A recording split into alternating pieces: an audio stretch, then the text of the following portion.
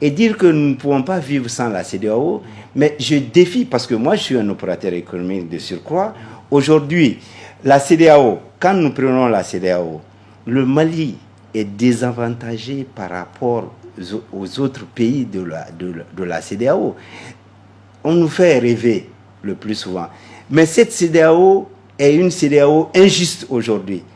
Ce qui est valable pour la Guinée ne l'est pas pour le Mali forcément. Ce qui est valable pour le Tchad ne l'est pas pour le Mali forcément. Donc quelque part, nous disons, en tant que membre fondateur de cette CEDEAO, aujourd'hui, il ne peut pas y avoir deux poids, deux mesures.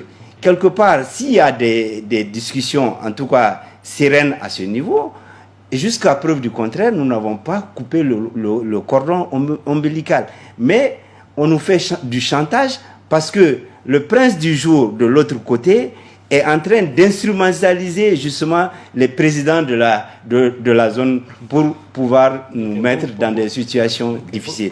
Moi j'ai dit, excusez-moi, je dis quelque part que si nous ne comptons pas sur nos propres forces, il y a des exemples à travers le monde. Il y a eu cette guerre froide, moi je suis un ancien de l'Union soviétique, il y a eu la Chine, il y a eu, disons, plusieurs pays, je peux continuer à les citer comme ça. Mais dire que sans les autres, nous ne pouvons pas vivre, moi je pense que c'est une démission. C'est même un suicide aujourd'hui. Qu'il le veuille ou pas, et aujourd'hui, on est dans une situation... Oui, il y a un téléspectateur qui dit que vous devez apaiser aujourd'hui le ton, vous devez avoir un ton mesuré parce que le contexte est difficile, fragile, et de ne pas traiter des Maliens d'ennemis du pays. Si, parce que, au fait, moi je le dis, ça n'engage que ma personne. Moi, je ne suis pas dans le gouvernement. Je n'ai aucune responsabilité à ce niveau. Vous défendez le gouvernement. Je suis un homme politique. Et vous défendez le gouvernement. Excusez-moi. Je suis un homme politique. J'ai des convictions et je les défends à fond. Et cela ne peut pas faire de moi un autre homme parce que j'ai ma culture, j'ai une éducation qui ne me permet pas. Moi, je défends un idéal.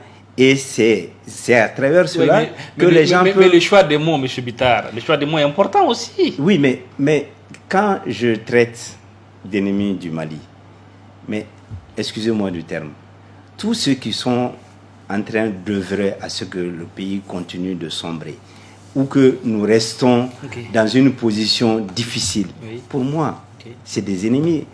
Quand on n'avance pas, parce qu'aujourd'hui, il faut reconnaître que si vous voyez que cette CEDEAO est en train de vouloir instrumentaliser, ou la France, etc., c'est parce que quelque part, le président Modibo Keïta l'avait dit quand il faisait partir les militaires français, il avait dit succinctement qu'ils vont partir, mais quelque part, entre guillemets, avec la complicité de certains mauvais Maliens, ils vont revenir. Mais c'est à cela que nous sommes aujourd'hui.